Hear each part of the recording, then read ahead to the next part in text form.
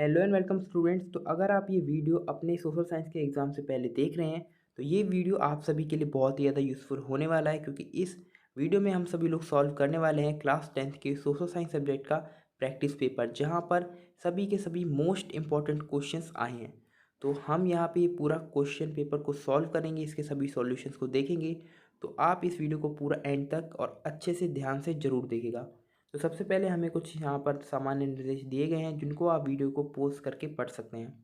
इसके बाद हमारा स्टार्ट हो रहा है क्वेश्चन पेपर, और यहाँ पे सबसे पहले हमारे सेक्शन ए का फर्स्ट क्वेश्चन है, विच among the following is not a classification on the basis of status of development. तो डेवलपमेंट के जो बेसिस होते हैं वो यहाँ पर हमें दिए गए हैं, और हमें यहाँ पर एक एक्स्ट्रा ऑप्शन दिया गया है जो कि गलत है, जो कि उन बेसिस में नहीं आता है, तो हमें वो बताना है। तो उसका आंसर हमारा होने वाला है ऑप्शन नंबर डी, कम्युनिटी, क्योंकि यहाँ पे हमारा option number A potential resources, B developed resources और सी स्टॉक, ये तीनों के तीनों basis of status of development में आते हैं। इसके बाद है हमारा second number question, by what name is jhum farming known in Western Ghats. तो जो झूम फार्मिंग होती है उसको वेस्टर्न घाट्स में क्या बोलते हैं। तो आपको मैं पहले बता दूं, झूम फार्मिंग वो होती है जहाँ पर पहले हम किसी भी जगह पे सभी पेड़ों को काट देते हैं और फिर वहाँ पे आग लगा के फार्मिंग करते हैं। तो इसको कहते हैं वेस्टर्न घाट्स में कुमारी। तो इसका हमारा आंसर होगा ऑप्शन नंबर सी, कुमारी। झूम फार्मिंग को वेस्टर्न घाट्स में कुमारी कहते हैं। इसके बाद है हमारा third number question, which among the following is or are an examples of plantation cultivation. तो प्लांटेशन कल्टीवेशन वो होता है जहाँ पर एक ही क्रॉप को उगाया जाता है पैसे कमाने के लिए, जो कि हमारा कॉमर्शियल फार्मिंग भी कहलाता है। तो हमारा इसका आंसर होगा option number D, all of the above, क्योंकि यहाँ पे ये तीनों ही तीनों प्लांटेशन एग्रीकल्चर में आते हैं। इसके बाद है हमारा fourth number question, which among the following crop takes almost a year to grow. तो हमें यहाँ पर बताना है कि कौन सा क्रॉप, कौन सी फसल ऐसी है जिसको पूरा एक साल लगता है करीब करीब ग्रो होने में। तो हमें पता है कि वीट, राइस और वाटरमेलन बहुत ही जल्दी हो जाते हैं, इन्हें 3 से 4 महीने का ही टाइम लगता है, लेकिन जो शुगर कैन है उसको लंबा टाइम लगता है। तो हमारा इसीलिए आंसर ए करेक्ट होगा, शुगर कैन यानी कि गन्ने की फसल। इसके बाद है हमारा पांचवा नंबर क्वेश्चन, जो कि है विच among the following country is the largest producer of T in the world. तो जो largest producer of T in the world है वो है चाइना, ऑप्शन नंबर बी। इसके बाद है हमारा six question, which among the following is a fibre crop. तो हमें यहाँ पे बताना है कि फाइबर क्रॉप इनमें से कौन सा है। ऑप्शन नंबर ए है हमारा कॉटन, बी जूट और सी हेम्प। हेम्प हम गांजे के प्लांट को बोलते हैं जिसको सन भी कहा जाता है। तो यहाँ पे ये तीनों की तीनों ऑप्शंस करेक्ट हैं, क्योंकि यहाँ पे ये तीनों की तीनों फाइबर यानी कि रेशेदार फसल है। तो इसका हमारा आंसर होगा option number D, all of the above. इसके बाद है हमारा seventh number question, which among the following movement also known as bloodless revolution. तो हमें यहाँ पे बताना है कि कौन से रिवॉल्यूशन को ब्लडलेस रिवॉल्यूशन भी कहा जाता है। तो इसका आंसर है हमारा ऑप्शन नंबर ए, भूदान ग्रामदान मूवमेंट।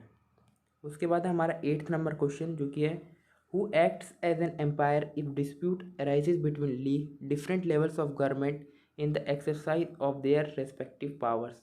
तो जब भी कभी डिफरेंट लेवल्स ऑफ गवर्नमेंट में कोई भी डिस्प्यूट हो जाता है, कोई भी अनबन हो जाती है, तो उनके बीच में एम्पायर के तौर पे कौन काम करता है। तो इसका आंसर है हमारा ऑप्शन नंबर ए, सुप्रीम कोर्ट। जब भी कोई भी किसी गवर्नमेंट के बीच में कोई भी लड़ाई झगड़ा हो जाता है तो उसको सॉल्व करता है सुप्रीम कोर्ट। उसके बाद हमारा टेंथ नाइन्थ नंबर क्वेश्चन, जो कि है which type of government system is in India. तो हमें यहाँ पर बताना है कि कौन से टाइप का जो गवर्नमेंट सिस्टम है वो इंडिया में है। तो आपने ये पढ़ा भी होगा कि आपका ये पूरा चैप्टर है आपकी सिविक्स के में फेडरल गवर्नमेंट के ऊपर। तो हमारा जो इंडिया है वो भी एक फेडरल गवर्नमेंट सिस्टम है, जो कि ऑप्शन नंबर सी। उसके बाद हमारा tenth question, at least dash seats are reserved for women in local government. तो लोकल गवर्नमेंट में महिलाओं के लिए कितनी सीट्स रिजर्व होती हैं। तो इसका आंसर है हमारा ऑप्शन नंबर ए, 1/3। उसके बाद है हमारा 11th question, 22 languages are included in the dash schedule of the Indian constitution. तो इसका जो हमारा आंसर है वो है ऑप्शन नंबर बी, 8th। तो जो 22 लैंग्वेज हैं वो 8th schedule of Indian constitution में वहाँ पे उनको वहाँ पर रखा गया है। इसके बाद है हमारा 12th number question, which among the following state or states have been provided special provisions under article 371। तो यहाँ पे जो तीनों ऑप्शन है असम, अरुणाचल प्रदेश और नागालैंड, इन तीनों के तीनों स्टेट्स को अंडर आर्टिकल 371 कुछ स्पेशल प्रोविजंस प्रोवाइड कराए गए हैं। तो हमारा जो सही करेक्ट आंसर है वो है ऑप्शन नंबर डी। इसके बाद है हमारा नेक्स्ट क्वेश्चन जो कि है question number 13, which language is being mainly spoken in Wallonia region. तो आपके ये सिविक्स के चैप्टर से क्वेश्चन आया है, तो इसका हमारा करेक्ट आंसर है फ्रेंच। वेलोनिया रीजन में जो जो भाषा बोली जाती थी वो थी ऑप्शन नंबर बी, फ्रेंच। इसके बाद हमारा next question, which among the following countries does not have a vertical distribution of powers. तो यहाँ पे जो वर्टिकल डिस्ट्रीब्यूशन ऑफ पावर्स की बात हो रही है, ये फेडरल गवर्नमेंट की बात हो रही है। तो ये वाला सिस्टम कौन सी कंट्री में नहीं है, तो इसके बारे में आपने पढ़ भी रखा है सिविक्स में। तो इसका हमारा आंसर है ऑप्शन नंबर बी, श्रीलंका। इसके बाद है हमारा 15th question, one basic principle of democracy is that dash are the source of all political powers. तो जो बेसिक प्रिंसिपल होता है डेमोक्रेसी का वो ये होता है कि सभी पॉलिटिकल पावर्स का जो सोर्स होता है वो होता है पीपल, जो वहाँ की जनता होती है वही वहाँ के सभी पॉलिटिकल पावर्स का सोर्स होता है। तो इसीलिए हमारा आंसर है ऑप्शन नंबर बी। इसके बाद हमारा 16th नंबर क्वेश्चन, जहाँ पर हमें बताना है कि इनमें से जो इनकरेक्ट स्टेटमेंट है वो कौन सा है। तो यहाँ पे हमारा फर्स्ट ऑप्शन है primary sector is also known as agriculture and related sector. तो ये करेक्ट स्टेटमेंट है। उसके बाद है option number B, secondary sector is also known as industrial sector. तो ये भी सही है। Fisheries come under secondary sector, तो ये हमारा गलत है। तो यही हमारा आंसर होगा, fisheries comes under secondary section, क्योंकि फिशरीज़ है वो हमारा आता है प्राइमरी सेक्टर के अंदर। इसके बाद है हमारा 17th number question, which organisation publishes the data of human development index. तो हमारा इसका आंसर होगा option number C, United Nation Development Programme, क्योंकि यूएनडीपी ही जो हमारा ह्यूमन डेवलपमेंट इंडेक्स है उसकी जो रिपोर्ट है वो पब्लिश करती है। इसके बाद है हमारा 18th नंबर क्वेश्चन जो कि है विच among the following is may be the development goal for a girl for rich urban family. तो हमें यहाँ पर ये बताना है कि अगर कोई भी ऐसी लड़की है जो कि एक रिच अर्बन फैमिली में रहती है, उसके यहाँ पे डेवलपमेंट गोल्स क्या हो सकते हैं। तो हमारा फर्स्ट ऑप्शन है she gets as much freedom as a brother. Option number B, she is able to take her own decision. Option number C, she is able to pursue her studies abroad. तो इसका answer होगा हमारा option number D, all of the above. इसके बाद हमारा 19th number question जो कि है which of the following is an example of tertiary sector. तो यहाँ पे आपको पता होगा जो टर्शरी सेक्टर है वो हमारा होता है मेनली सर्विस प्रोवाइडिंग वाला। तो यहाँ पे ये तीनों ही जो ऑप्शंस हैं वो करेक्ट है। तो हमारा यहाँ पे आंसर होगा ऑल ऑफ द अबव। इसके बाद है हमारा नेक्स्ट क्वेश्चन, सुदीप में not be terminated from his job without स्टेटिंग any valid reason, state in which sector he works. तो यहाँ पे सुदीप को बिना किसी कारण के उसकी जॉब से नहीं निकाला जा सकता। तो हमें ये बताना है कि वो किस सेक्टर में काम करता है। तो इसका आंसर होगा हमारा option number B, organise sector, क्योंकि ऑर्गेनाइज सेक्टर में हर काम ऑर्गेनाइज्ड वे से होता है और वहाँ पे बिना किसी रीज़न के आपको जॉब से नहीं निकाला जा सकता है। इसके बाद हमारा नेक्स्ट 21 नंबर क्वेश्चन जो कि है which of the following was not a vision of Giuseppe Mazzini. तो यहाँ पे हमें बताना है कि यहाँ पे गुसिपी मैजिनी के कौन से वाले विचार नहीं थे। तो यहाँ पे इसका ऑप्शन नंबर ए है कि Italy could not continue to be a patchwork of small states and kingdoms. तो यहाँ पे ये खुद गुसिपी मैजिनी ने कहा था, तो ये तो हमारा आंसर नहीं होने वाला है। उसके बाद है unification alone could be the basis of Italian liberty. तो यहाँ पे ये भी हमारा आंसर नहीं होगा, क्योंकि ये भी गुसिपी मैजिनी के विज़न से मैच कर रहा है। इसके बाद हमारा option number C, support to monarchy. तो यहाँ पर हमारा यही करेक्ट आंसर होगा कि सपोर्ट टू मोनार्की, यानी कि गुसिपी मैजिनी ने कभी भी राजशाही यानी कि मोनार्की का समर्थन या फिर सपोर्ट नहीं किया है। इसके बाद है हमारा नेक्स्ट क्वेश्चन, मैटरनिक कौन था। तो मैटरनिक आप सभी लोग जानते होंगे कि वो एक ऑस्ट्रियन चांसलर था। तो हमारा इसका आंसर होगा option number B, Austrian chancellor. इसके बाद है हमारा 23rd number question, who was Friedrich List. तो हमें यहाँ पे बताना है कि फ्रेडरिच लिस्ट कौन था। तो इसका आंसर है हमारा ऑप्शन नंबर सी, इकोनॉमिस्ट। वो एक इकोनॉमिस्ट था। उसके बाद हमारा next question, who prepared the painting of Germania, तो जर्मेनिया की पेंटिंग किसने बनाई? तो आपको ये क्वेश्चन अपना मतलब अच्छे से इसका आंसर याद कर लेना चाहिए, जो कि है हमारा option number A, Philip Veit. तो अब हमारा सेक्शन यहाँ पर ख़त्म हो गया है, और अगर आपने अभी इस वीडियो को लाइक नहीं किया है तो इसे जल्दी से लाइक कर दो और हमारे 500 लाइक्स का एम कंप्लीट करवा दो, और साथ ही साथ इस चैनल को भी सब्सक्राइब कर लो ऐसी वीडियोस को पाने के लिए। तो चलिए अब हम स्टार्ट करते हैं अपना सेक्शन नंबर बी। तो यहाँ पर हमारा 25th नंबर क्वेश्चन है, Mazzini is the most dangerous enemy of our social order, who said this? Mazzini हमारी सामाजिक व्यवस्था का सबसे खतरनाक दुश्मन है, ये किसने कहा था? इसका आंसर है हमारा ऑप्शन नंबर ए, ड्यूक मैटरनिख। तो इसके बाद हमारा 26 नंबर क्वेश्चन जो कि है, विच among the following statement is not related with the unification of Italy? तो हमें यहाँ पर ये बताना है कि इनमें चार ऑप्शंस में से कौन सा वाला यूनिफिकेशन ऑफ इटली का पार्ट नहीं है इन चार ऑप्शंस में से।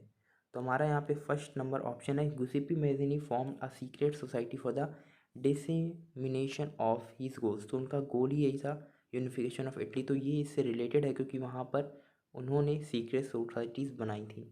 उसके बाद है option number B, chief minister Cavour led the movement to unify the regions of Italy. तो ये भी यूनिफिकेशन ऑफ इटली का पार्ट है, क्योंकि केवर ने जो मूवमेंट्स चलाए थे वो यूनिफिकेशन ऑफ इटली के लिए ही चलाए थे।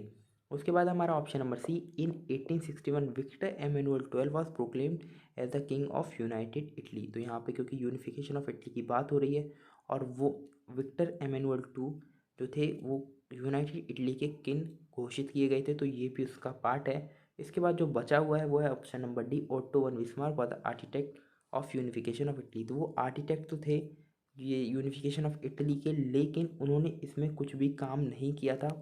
उनका मतलब कोई भी हाथ नहीं था यूनिफिकेशन ऑफ इटली में, वो जस्ट एक आर्किटेक्ट थे।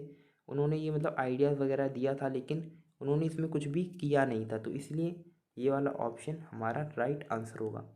इसके बाद हमारा 27th number question, which of the following are the key features of Napoleon civil code of 1804? तो यहाँ पे नेपोलियन सिविल कोड ऑफ 1804 क्या था, उसके फीचर्स क्या थे वो हमें बताने हैं। हमें यहाँ पे चार ऑप्शंस दिए गए हैं। एट ऑप्शन नंबर जो हमारा पहला है, पहला जो पॉइंट दिया गया है, it took away all the privilege based on earth. तो ये करेक्ट है, क्योंकि वहाँ पर जो भी प्रिविलेज से जो भी मतलब बर्थ से जो भी प्रिविलेज थे वो हटा दिए गए थे। इट सिंप्लीफाइड एडमिनिस्ट्रेटिव डिविजन्स, ये भी करेक्ट है। उसके बाद ऑप्शन जो हमारा पॉइंट 3 है, ट्रांसपोर्ट एंड कम्युनिकेशन सिस्टम्स को भी इम्प्रूव कर दिया गया था। This code was exported to the regions under French control. तो जहाँ पे फ्रेंच कंट्रोल था उसके जो फ्रेंच कंट्रोल के अंदर जो भी रीजन्स थे उन, तो ये वाला कोड वहाँ पर भी लागू किया गया था। तो ये चारों के चारों जो हमारे पॉइंट्स हैं वो करेक्ट हैं, तो इसलिए हमारा करेक्ट आंसर होगा option number D, all the statements are correct. इसके बाद है हमारा 28th number question, which of the following statement is correct? Point one, Italians were scattered over several dynastic states as well as in the multinational Habsburg empire. तो ये भी हमारा correct answer है, correct point है, क्योंकि जो Italians थे वो बहुत सारी डायनेस्टीज़ में स्केलेटेड थे, यानी कि फैले हुए थे, और मल्टी नेशनल हैब्सबर्ग एम्पायर में भी वो सेपरेटेड थे, यानी कि फैले हुए थे। उसके बाद है दूसरा number point, Giuseppe Mazzini had sought to put together a coherent programme for unitary Italian republic. तो ये भी एक ये जो पॉइंट है वो भी राइट है, क्योंकि गुसिपी मेज़नी ने जो सभी के सभी यूनिटरी इटालियन रिपब्लिक थे उनको साथ लाने के लिए एक प्रोग्राम लाया था। उसके बाद है हमारा third point, Giuseppe Mazzini form a secret society called Young Italy. ये भी राइट है, क्योंकि उन्होंने यंग इटली नाम की एक सीक्रेट सोसाइटी बनाई थी। फिर हमारा option number 4, in 1861 Victor Emmanuel was proclaimed king in United Italy. ये हम पहले वाले जो हमारा क्वेश्चन था उसमें भी पढ़ चुके हैं, ये भी एक करेक्ट पॉइंट है। तो हमारे यहाँ पे आंसर होगा option number D, all of the above. इसके बाद हमारा 29th number question, find the correct match. यहाँ पे हमें ये बताना है कि इनमें से कौन सा करेक्ट मैच है। तो यहाँ पे अगर आप सभी लोग देखें, बिस्मार्क इटली, मेज़िनी जर्मनी, केवर ब्रिटेन, तो यहाँ पे ये तीनों की तीनों जो है वो रॉन्ग, आप देख सकते हैं रॉन्ग मैच है। जो हमारा करेक्ट मैच है वो है मैटरनिक ऑस्ट्रिया, क्योंकि जो ड्यूक मैटरनिक था वो एक ऑस्ट्रियन चांसलर था। इसके बाद है हमारा 30th नंबर क्वेश्चन जो कि है, फाइंड द इनकरेक्ट मैच। तो हमें यहाँ पे इनकरेक्ट मैच बताना है कि इनमें से गलत कौन सा है। तो यहाँ पर देखिए, सोलर एनर्जी जो हमारा ऑप्शन नंबर ए है, सोलर एनर्जी रिन्यूएबल रिसोर्स है, तो ये हमारा सही है, यहाँ पे गलत नहीं है। नॉन रिन्यूएबल रिसोर्स है कोल, ये भी हमारा गलत आंसर नहीं है, ये गलत नहीं है। बायोटिक रिसोर्सेज मेटल्स, तो ये जो है हमारा इनकरेक्ट मैच है, क्योंकि जो मेटल है वो बायोटिक नहीं होता है। बायोटिक रिसोर्सेज वो होते हैं जिनके अंदर जान होती है, लेकिन मेटल के अंदर जान नहीं होती है। तो हमारा आंसर है option number C, biotic resources metals. इसके बाद है हमारा 31 number question, which among the following is correct about arid soil. तो हमें यहाँ पर बता रहे हैं कि एरिड, जो हमारी एरिड सॉइल है, उसके बारे में यहाँ पे क्या क्या सही बातें लिखी हुई हैं। तो हमारा ऑप्शन नंबर ए है red and brown in colour, ये रेड एंड ब्राउन होती है कलर में, ये सैंडी। वो हमारा ऑप्शन बी है सैंडी एंड सेलाइन, ये सैंडी एंड सेलाइन होती है। Option number C due to high dry climate and high temperature evaporation is faster. तो यहाँ पे क्योंकि मतलब जो ड्राई क्लाइमेट होता है और टेम्परेचर भी हाई होता है, इसलिए यहाँ पे एवोपरेशन इस सॉइल में फास्टर होता है। एंड हमारा है लास्ट ऑप्शन जो कि है all the statements are correct. तो इसका जो हमारा आंसर है वो all the statements are correct है, क्योंकि ये तीनों पॉइंट एरिड सॉइल के बारे में करेक्ट हैं। और आपका कुछ ना कुछ एक या दो क्वेश्चन जरूर आते हैं सॉइल वाले पार्ट में से, तो आप इनको अच्छे से याद या फिर पढ़ जरूर लीजिएगा। इसके बाद है हमारा 32 नंबर क्वेश्चन, यहाँ पे हमें बताना है फाइंड द इनकरेक्ट मैच, इनमें से इनकरेक्ट मैच कौन सा है।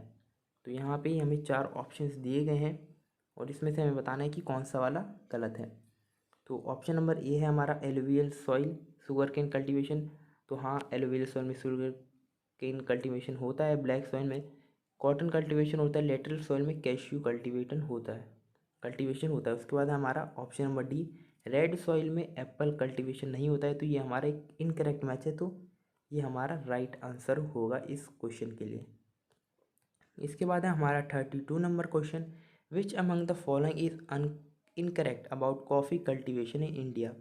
तो इंडिया में जो कॉफ़ी कल्टीवेशन होता है उसके बारे में यहाँ पे हमें 4 पॉइंट्स दिए गए हैं, तो इनमें से जो गलत वाला कौन सा है वो हमें बताना है।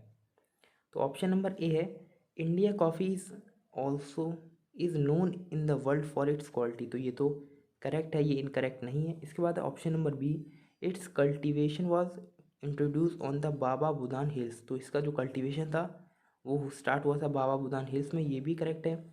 इसके बाद हमारा ऑप्शन नंबर सी था Arabic variety initially broad from Japan. तो ये गलत है, क्योंकि जो हमारा जो मतलब ये जो अरेबिक वैरायटी थी वो जापान से नहीं मंगवाई गई थी, तो ये इनकरेक्ट है। इसके बाद जो लास्ट वाला स्टेटमेंट दे रखे हैं, मुझे नहीं पता, ये क्वेश्चन पेपर में उन्होंने थोड़ी सी गड़बड़ी कर डी, क्योंकि यहाँ पे जब 3 में से एक गलत है तो लास्ट वाला ऑल द स्टेटमेंट करेक्ट नहीं हो सकता है। तो इसका आंसर तो वैसे सी वाला होगा, लेकिन ये जो डी में ऑप्शन दिया गया है वो गलत है, तो आप इस बात का ध्यान रखिएगा। और अब इसके बाद है हमारा 34th नंबर क्वेश्चन, जो कि है विच among the following statements is true about alluvial soil. तो हमें यहाँ पे बताना है कि एलुवियल सॉइल के बारे में यहाँ पे क्या चीज़ सही है। तो यहाँ पे हमें ऑप्शन नंबर ए दे रखा है the soil are white in colour. तो ये सॉइल वाइट इन कलर नहीं होती है। Option number B it is ideal for growing cotton, जी नहीं, ये भी इसका आंसर नहीं है। उसके बाद है option number C the soil are generally poor in phosphoric. तो ये भी करेक्ट नहीं है, क्योंकि ये जो सॉइल है वो काफ़ी ज़्यादा फर्टाइल होती है। तो हमारा ऑप्शन नंबर डी करेक्ट है, दी सॉइल्स आर वेरी फर्टाइल। उसके बाद हमारा 35 number question, which of the following type of resource is diesel. तो हमें यहाँ पर ये बताना है कि डीजल किस टाइप का रिसोर्स है। तो आप सभी को पता होगा कि डीजल एक नॉन रिन्यूएबल जो रिसोर्स है, क्योंकि हम उसको दोबारा से नहीं बना सकते हैं। तो अब हमारे नेक्स्ट 36 नंबर क्वेश्चन में एजर्शन और रीज़न वाला क्वेश्चन दिए गए हैं।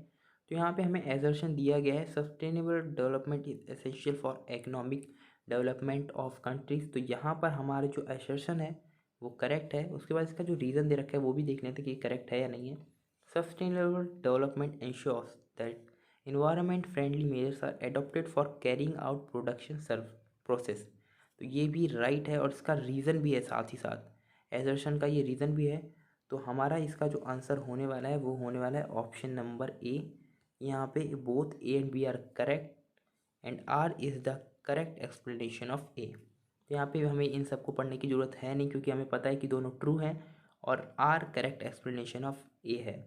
इसके बाद हमारा 37 नंबर क्वेश्चन, जो कि एजर्शन और रीज़न वाला क्वेश्चन है दोबारा से। तो ये हमारा एजर्शन है fisheries come under primary sector, और इसका हमें रीज़न दे रखा है fisheries depends directly upon natural resources. तो यहाँ पे फिशरीज़ जो है प्राइमरी सेक्टर के अंदर आता है, ये करेक्ट है। और फिशरीज़ डायरेक्टली डिपेंड होता है नेचुरल रिसोर्सेज पे, तो ये भी करेक्ट है। और साथ ही साथ जो रीज़न भी दे रखा है यहाँ पे वो भी राइट है। तो हमें यहाँ पे पता है कि दोनों ट्रू है, और साथ ही साथ R is the correct explanation of A है। तो हमारा करेक्ट आंसर है ऑप्शन नंबर ए। इसके बाद है हमारा 38 number question. Mister J is the resident of an imaginary country called Palampur. It is a developed country. Which among the following features his country might have? तो यहाँ पे हमें एक इमेजिनरी कंट्री दे रखी है पालमपुर, जहाँ पे जय रहता है, और वो एक डेवलप्ड कंट्री है। तो हमें बताना है कि वहाँ के फीचर्स क्या क्या होंगे। तो हमें फर्स्ट जो पॉइंट दे रखा है effective rate of industrialisation and individual income. तो वहाँ पे जो रेट होगा इंडस्ट्रियलाइजेशन का वो भी हाई होगा, अच्छा होगा, और साथ ही साथ लोगों की जो इनकम है वो भी अच्छी होगी। तो ये एक डेवलप्ड कंट्री की निशानी है।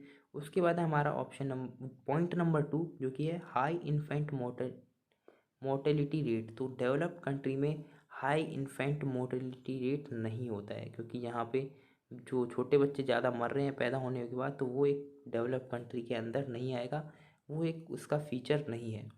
तो थर्ड पॉइंट है हाई ह्यूमन डेवलपमेंट इंडेक्स। तो ये वहाँ पर हाई होगा किसी भी डेवलप्ड कंट्री में। उसके बाद हमारा fourth number point high growth domestic product, यानी कि जीडीपी भी वहाँ की हाई होगी। तो हमारा जो यहाँ पे देख सकते हैं आपसे लोग, फर्स्ट थर्ड और फोर्थ राइट है, जो कि हमें ऑप्शन नंबर सी में दे रखा है। तो ये हमारा राइट आंसर होने वाला है। इसके बाद है हमारा 39 number question. Which among the following act was passed by Government of India in 2005 to ensure minimum 100 days of work in rural areas? तो जो हमारे ग्रामीण क्षेत्र होते हैं, जहाँ जो हमारे रूरल एरियाज होते हैं, वहाँ पे 100 days of minimum work provide करने के लिए गवर्नमेंट ऑफ इंडिया ने कौन सा प्रोग्राम, कौन सा एक्ट लाया था 2005 में।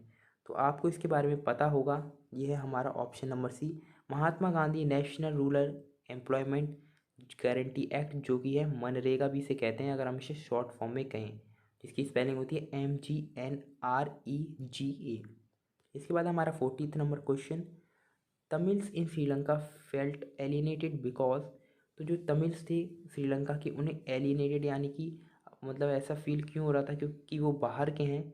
तो यहाँ पर हमें 4 पॉइंट्स दे रखे हैं, 4 ऑप्शन दे रखे हैं, हमें इनके बारे में बताना है कि कौन सा वाला राइट ऑप्शन है। तो हमारा फर्स्ट ऑप्शन है an act was pass to recognise Sinhala as the official only official language. तो ये हमारा करेक्ट है कि यहाँ पे श्रीलंका में एक जो लॉ, एक एक्ट पास हुआ था जहाँ पर सिर्फ सिंहला लैंग्वेज को ऑफिशियल लैंग्वेज कहा गया था। उसके बाद हमारा ऑप्शन नंबर बी है the government followed preferential policies that favoured Sinhala applicants for university positions and government jobs. ये भी करेक्ट है कि जो गवर्नमेंट थी वहाँ पे उन्होंने सिंघलास के जो लोग, सिंघला कम्युनिटी को ज़्यादा प्रमोट किया था, उनको यूनिवर्सिटी और गवर्नमेंट जॉब्स में ज़्यादा सीट्स देने का एक पॉलिसी लाई थे वो। उसके बाद हमारा थर्ड ऑप्शन, जो कि है a new constitution stipulated that the state shall product and foster Buddhism. तो यहाँ पे नया एक नया जो है लॉ लाया गया था। ऐसे मान लीजिए आप, जब वहाँ के कॉन्स्टिट्यूशन को थोड़ा स्टिपुलेट किया गया था कि वहाँ पे बुद्धिज़्म को हमेशा प्रोटेक्ट किया जाएगा और उसको बढ़ावा दिया जाएगा। तो इसीलिए हमारा option number D all of the above right answer होने वाला है, क्योंकि ये तीनों पॉइंट्स वहाँ पर हुए थे। इसीलिए श्रीलंका में जो तमिल्स थे उनको एलियनेटेड फील हो रहा था कि वो बाहर से आए हुए हैं। उसके बाद हमारा 41 नंबर क्वेश्चन, जो कि एक एसर्शन और रीज़न वाला क्वेश्चन है फिर से।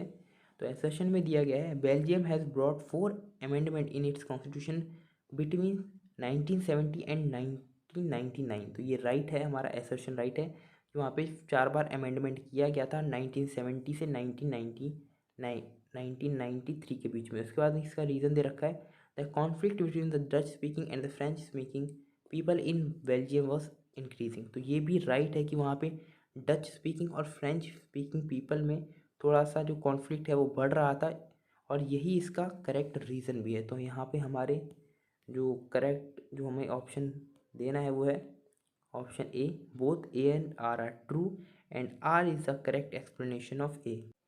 और अब है हमारा 42 नंबर क्वेश्चन, जिसमें हमें दिया गया है विच among the following is not a subject of union list. तो आपको पता होगा कि यूनियन लिस्ट में डिफेंस और कम्युनिकेशन आता है, लेकिन हमें यहाँ पर ये बताना है कि इनमें से कौन सा यूनियन लिस्ट में नहीं आता है। तो यहाँ पे मैरिज और ट्रेड यूनियन लिस्ट में नहीं आता है।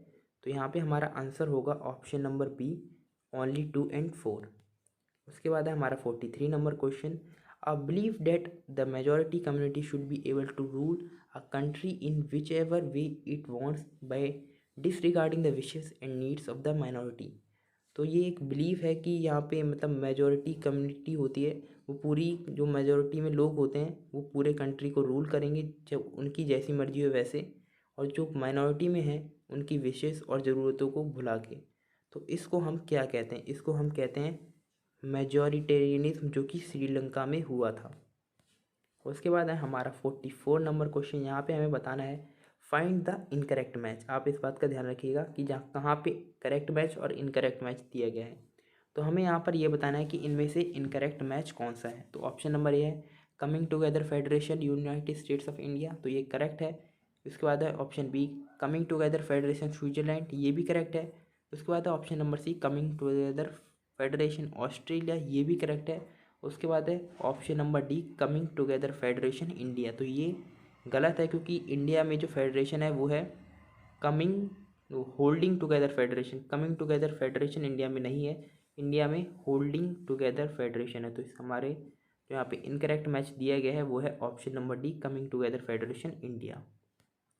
उसके बाद है 45 number question, which among the following organisation has its headquarters in Brussels. तो ब्रसल्स में किस ऑर्गेनाइजेशन का हेडक्वार्टर्स है। तो इसका आंसर है हमारा European Union, option number B.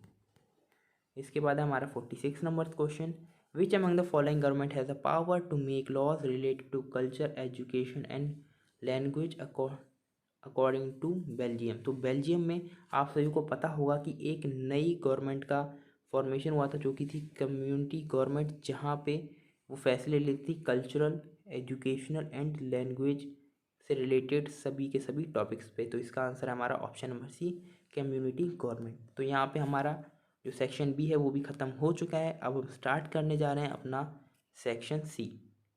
तो यहाँ पे हमें पहले ये क्वेश्चन दिया गया है जिसमें हमें एक डेटा प्रोवाइड किया गया है हरियाणा, केरला और बिहार का। तो हमें इस डेटा को देख के सभी क्वेश्चन के आंसर्स लिखने हैं। तो यहाँ पे आप सभी लोग इस पूरे डेटा को देख लीजिए अच्छे से, और यहाँ पे मैं आपको इस पूरे डेटा के सॉल्यूशंस बता देता हूँ। तो हमारा जो सबसे पहला क्वेश्चन है इसमें, which of the following state is having the highest ratio of school going childrens at the secondary stage. तो यहाँ पे सेकेंडरी स्टेज पे सबसे ज़्यादा जो चिल्ड्रन स्कूल किस स्टेट में जा रहे हैं। तो यहाँ पे आप सभी लोग देख सकते हैं ये आएगा नेट अटेंडेंस रेशियो वाले सेक्शन में, जो कि हमारा थर्ड वाला सेक्शन है ये वाला। यहाँ पे सेकेंडरी स्टेज दे रखी है एज 14 एंड 15। तो यहाँ पे सबसे ज़्यादा कहाँ पे जा रहे हैं, केरला में, जो कि है 83। तो हमारा इसका आंसर होने वाला है ऑप्शन नंबर बी केरला। उसके बाद है हमारा इसके अगला वाला question, which is the most literate state. तो सबसे ज़्यादा लिटरेट स्टेट कौन सा है, तो वो है केरला, जहाँ पे 94% है लिटरेसी रेट। उसके बाद है हमारा अगला question, which state is having the worst infant mortality rate. तो वर्स्ट इन्फेंट मोर्टिलिटी रेट कौन से वाले स्टेट में है, आप सभी लोग यहाँ पे देख सकते हैं 35 है बिहार में। तो जहाँ पर इन्फेंट मोर्टेलिटी रेट ज़्यादा होगा तो इसका मतलब वहाँ पे ये ख़राब है, यानी कि छोटे बच्चों की जो मरने की संख्या है कहाँ पर ज़्यादा है, बिहार में। तो हमारा इसका आंसर होने वाला है बिहार। इसके बाद है what is the literacy rate in Kerala, ये हम अभी देख चुके हैं 94 है लिटरेसी रेट ऑफ केरला। इसके बाद हमारा next question, which of the following state is having the lowest ratio of school going children eight the secondary stage. तो इसका आंसर है हमारा ऑप्शन नंबर बी बिहार। आप सभी लोग वीडियो को वापस जाके वो डेटा में से देख सकते हैं, इसका आंसर बिहार ही है। उसके बाद है what is the literacy rate in Haryana. तो हरियाणा में लिटरेसी रेट क्या है वो हमें यहाँ पर बताना है। तो एक बार चेक कर लेते हैं, वो शायद से 82 होगा, शायद से एक बार देख लेते हैं। हरियाणा का जो लिटरेसी रेट है वो है 82, यस। तो हरियाणा का लिटरेसी रेट है 82, जो कि है ऑप्शन नंबर डी। इसके बाद हमारा है अगला क्वेश्चन। तो यहाँ पे हमें पहले रीड करने के लिए एक्सट्रैक्ट दिया गया है, तो आप वीडियो को पॉज करके इस पूरे एक्सट्रैक्ट को पढ़ लीजिएगा। मैं सभी क्वेश्चन के आंसर्स यहाँ पर आपको बता देता हूँ। When did the French revolution happen? तो फ्रेंच रेवोल्यूशन कब हुआ था? वो हुआ था 1789 में, जो कि है option number C 1789। What was the result of French Revolution? French Revolution का रिजल्ट क्या था? तो एंड ऑफ मोनार्की, यहाँ मतलब कि मोनार्की का एंड हो गया था, राजा महाराजाओं वाला जो सिस्टम था वो ख़त्म हो गया था। उसके बाद है हमारा अगला question, which revolution brought the clear expression of nationalism? तो नेशनलिज्म का जो क्लियर एक्सप्रेशन है वो कौन सा वो रिवोल्यूशन लेके आया था? तो इसका आंसर है हमारा option number B, French Revolution. ठीक है। उसके बाद हमारा next question, French Revolution proclaimed the nation will be, option number A constituted by the king, B constituted by the elders, C constituted by the people, D none of this. तो इसका answer है हमारा option number C, constituted by people. कि जो पूरा nation है वो किसके द्वारा चलाया जाएगा? पीपलों के द्वारा, जो मतलब नेशन के पीपल है, जो जनता है, उनके द्वारा पूरे नेशन को चलाया जाएगा। उसके बाद हमारा next question, which of the following gave birth to the nation states in Europe? तो नेशन स्टेट्स को बर्थ किसने दिया था? तो इसका आंसर है हमारा ऑप्शन नंबर ए, नेशनलिज्म। इसी की वजह से जो नए स्टेट हैं वो यूरोप में आए थे। उसके बाद हमारा नेक्स्ट, इसके बाद वाला question, what was the result of emergence of national states? तो इसका आंसर है हमारा option number B, sense of identity and shared history. यानी कि वो एक ही तरह के लोग थे और उनकी हिस्ट्री लगभग सेम थी। तो यही था एक रिज़ल्ट नेशन स्टेट्स के स्टार्ट होने का, एक रिज़ल्ट था। उसके बाद है हमारा सेक्शन डी, जो कि हमारा मैप वर्क है, जो अभी स्टार्ट होने जा रहा है। तो यहाँ पे हमें 59 नंबर क्वेश्चन में आप सभी लोग देख सकते हैं क्या दिया गया है।